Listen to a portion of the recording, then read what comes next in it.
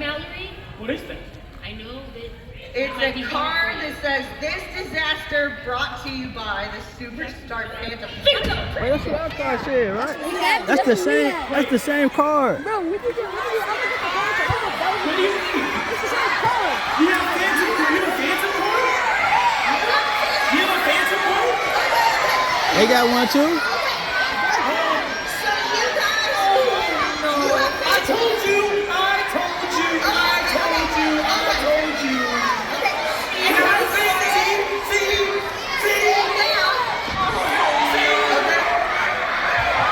everyone, calm your storm. Wait. Okay, I want to hear. Is there room in there? I want to hear. Stay out. I want to hear just a few stories. No one, don't make noise. Just raise your hand if you've got a good story you want to share. You want to share what happened? How did you get this card? So we went to sleep last night, and we collected all the lanyards before we went to sleep so we could keep them safe. And when we woke up this morning to get them back, they weren't where we left them. So how did you get your lanyards back?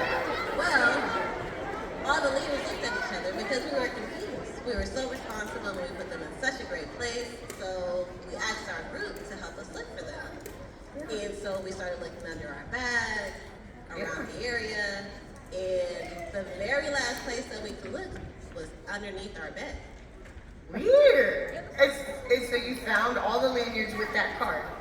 So we looked underneath the bed, and underneath the bed we found all of the lanyards and this mysterious card that That's says, crazy, man. "This disaster brought to you by the superstar Phantom." And you're not the only one. Has anybody else got a story?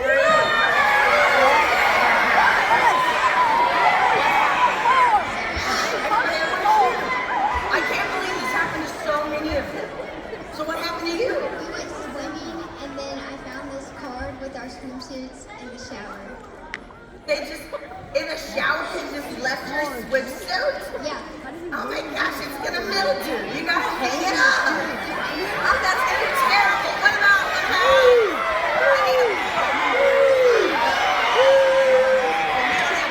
Okay, everybody go. Okay. Why don't you guys tell us? What happened? We woke up, ready for breakfast, just to find out the Phantom stole our donuts. That's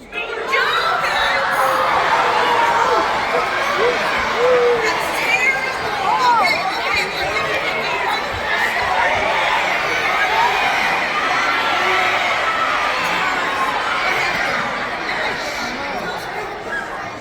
I had my blanket last night, and when I woke up this morning, it wasn't there. And were you just covered up with a small 3x4 card? It was right next to me. That's terrible. You could have gotten them though. This is devastating. Thank you for sharing. Okay. I would love to. I'd love to, but we gotta go, guys. Here's our lunch. Okay. We should all, everyone should all run and hide. No! No. Sit. I want to teach you a life lesson. Deduce who's in charge. Get up, fellas. It's them under a blanket. They're not in charge. Yes, they are! So please look at the most sane person and listen to them. If you got up, remember this when you're like 25. You'll be like, oh yeah, I should listen to the most sane person. Not blanket heads. Hey, everybody. Okay, I see that there is something going on. I don't think it's Phantom, but maybe there's something to explain all of this broken and mismatching and all these things, okay? But there's no reason to be scared. We can't all hide. We can't fit in your box. Mallory, can I just say, you sound insane. There is somebody army that is chasing us, trying to actively sabotage our show, and you think we should just not be afraid? Okay, well, I'm not saying you don't have to kind of be concerned, but we talked last night that when we feel this way, we should go to Jesus, because he's felt it too. Okay, fine. Jesus felt it too, but I'm still scared. Yeah, we don't have time to go to Jesus right now. There's someone after us. We can't just stop and smell the roses and open your Bibles to paint. Okay. I don't sound like it. Okay. But, yes, when we're in times of crisis, the best thing to do is actually to go to Jesus. Now, there isn't a situation where someone in the Bible is trying to put on a gospel-led show and a phantom breaks it. Right, and the Phantom's trying to get them. That's not in the Bible. No, but there's many stories in the Bible. You're so cute how you pop up and down. I think you should have been in fearful situations, but God shows up. I want to tell you a story from 1 Samuel, but I'm going to need an adult leader and a student together. Okay, so all students sit. Oh my God. Did you steal my outfit? I think that twins. Not right now, but yesterday. Okay, so here's what we're gonna do. I want to tell this story in the Old Testament in 1 Samuel, but I'm gonna need some props. Hey, Michaela, do you got like a crown in there? What do you got in there? You got food in there? Snacks? Okay. Okay, hey. Here we go. So, I want to tell you a story of Saul, okay? Saul, oh, you're Saul. Hey. Chef Chris. Okay, so here's the deal. Once upon a time, and I say that, actually, let me back up. Once upon a time sounds like a story that was made up. But actually, this is a real story. But I like how we get into it. So, once upon a Bible, we see that the people in Israel, the people in old Bible times, like 2,000, 3,000 years ago, they wanted a king. They wanted a leader. And so they appointed Saul. So this is Saul. Oh, look at Saul. Oh, no, you're serious. Saul, you're beautiful. Handsome, rugged. So we had the people, and they decided we want Saul to be our leader. And here's the deal. Saul was actually a pretty good king for a good amount of time. The people's king. But here's what happened. He was the first king, but God chose the second king. He chose the next king. And the problem is that typically a king would pass their crown in their family. They would pass it to their sons. So Saul wanted the next king to be Jonathan. But God wanted the next king to be David. So Saul, you gotta give that crown to David. I know, and you're gonna hate it. You're gonna take a sec. Because Saul has some hair. So here's the deal. Saul had to give his crown to David because the people then demanded it. Because David was awesome. Has anybody ever heard the story of David and Goliath? Yeah.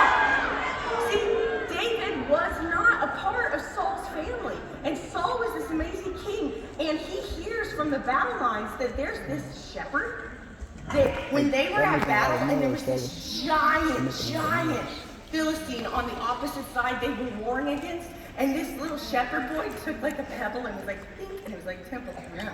And he killed this giant and he became the people's hero. And so the people were like, yeah, David. And God put David in this situation so that he could become king. And so people were like, yeah, Saul, you're pretty great. But guess what? We like David. But then Saul started to get very jealous. Because I know. I mean, we've all felt that way before, right? Yeah. I haven't, well, you are here. I'm jealous of you this moment. Okay. So we see in 1 Samuel that he had to pass his crown, or he was about to. And so Saul started to actually get some ideas of trying to kill David. Kill him with a spear. Of all things, okay? So I'm gonna, yeah, a spear. Now, do you have a spear in there? I didn't bring my spear, but I do have this. All right. Here's a spear. Here's the saw. Now. What? Oh no! This is what you get when you just don't, you rip a page out of your student book. Okay? That's why it's a student book, not a student page. Keep on doing it. Okay. So here's the thing, King David. I'm gonna put you right here. In just this mountain of glory, okay? And now Saul, he has a spear. It says right here, I'm gonna go in 1 Samuel, this is in the Bible. 1 Samuel 8, it says, this made Saul very angry. What was, he said, what is this? They credit David with tens of thousands, or 10,000s, and me only with 1,000. Meaning like, only like 1,000 people were like, who chops Saul? And then everybody was like, David's everything! And so then they said, next, they'll be making him king. So from that time, Saul kept a very jealous eye on David. The very next day, a tormenting spirit from God overwhelmed Saul, and he began to rage in his house like a madman. David was playing the harp, and as he did, Saul had a spear in his hand, and he suddenly hurled it at David and intended to pin him to the wall, but David escaped. Now, you pause right there. David. I mean, it's like you read my mind. I love you. It's a good line. So, David, do you think that you could dodge this spear? Yeah, it's okay. Okay, cool. Well, then we're going to keep reading in the Bible. That would be easy. Okay, I need 2 more people, okay? How about you say? I'm now in chapter 19. War broke out again. After that, David led his troops against the Philistines. He attacked them, and suddenly fury ran away. But one day, when Saul was sitting at home with a spear in his hand, and David was there. Saul hurled his spear at David, but David dodged it out of the way, and he was not struck to the wall. He fled and escaped at night. So now, Michaela, I need 2 more spears.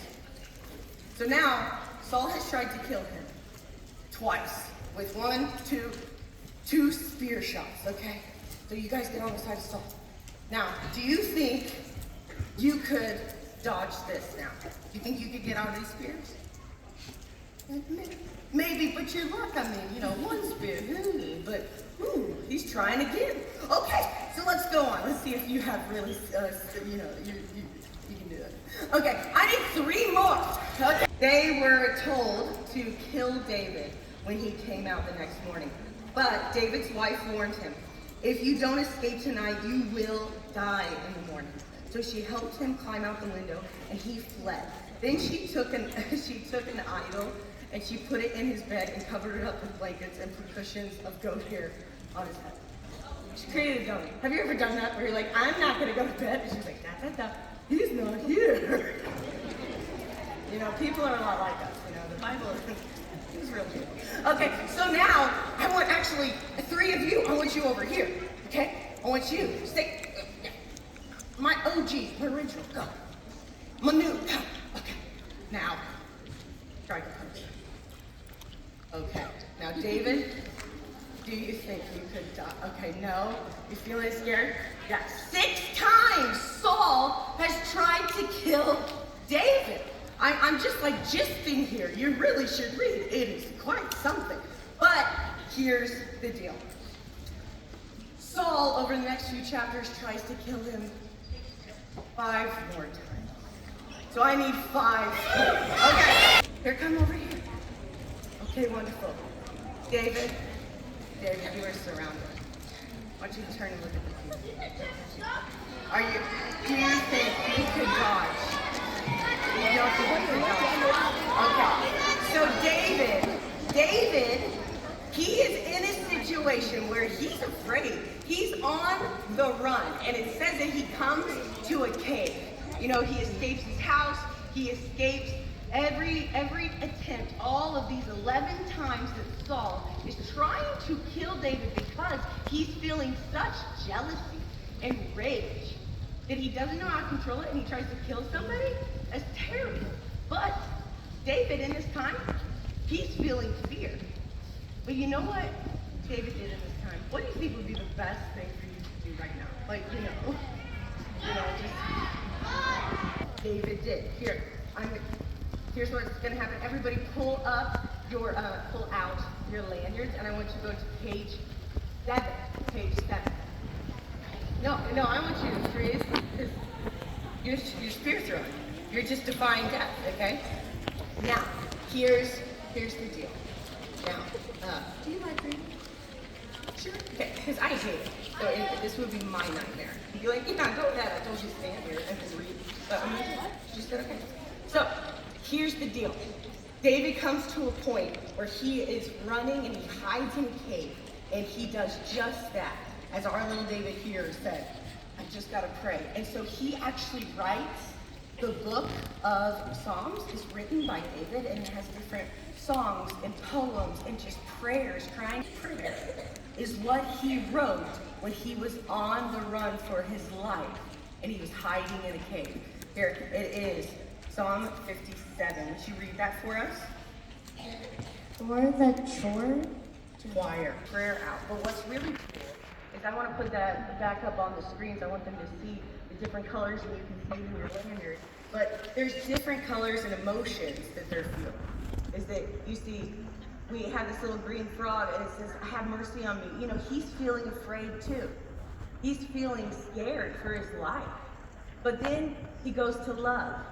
He says, but I look to you because I love you. And then we see the next paragraph, he goes to happiness.